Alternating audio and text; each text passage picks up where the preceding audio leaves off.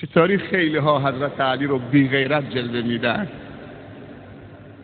که عمر بیاد در رو محکم بزنه به شکم همسرش در زمانی که همسرش فاطمه دختر پیامبر حامله و بارداره، اونم برای پسرش محسن و سقط جنین بکنه، اون جنین پسرش محسن بمیره.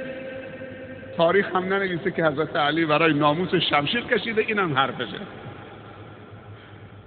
خیلی عجیبه. اونهایی که ادعای حب علی میکنن علی رو بی غیرت جلوه میدن، اما صحبت حضرت علی میگه این را بدانید کسی که غیرت ندارد هیچ خیری در او نیست.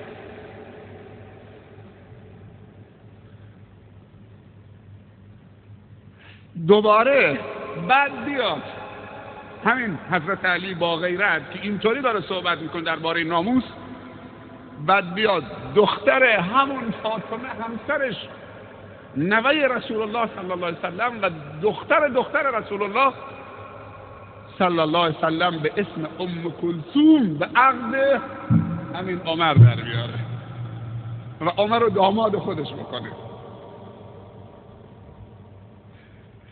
و بعد اسم یکی از پسرهاش هم بگذاره عمر. همون کسی که به ناموسش اینطوری تعرض کرد و زد تو شکمش در دروازه رو.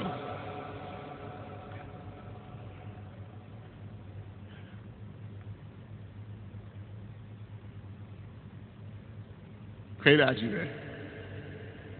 چیزی که ما از علی سراغ داریم که خیلی غیرت داشته، کسی که برای عموم مسلمانان این حرف رو داره میزنه، برای ناموس خودش که اونم دختر رسول الله صلی الله علیه وسلم از مرگ میترسید، شهید شده، خنجر خورده تو پیشانیش، اینجا خون فواره زده، کل صورتش رو پوشانده و سینه‌ش رو و ریشش رو، و بعد خنجر رو گرفته گفته فزت و رب الکعبه، رستگار شدم.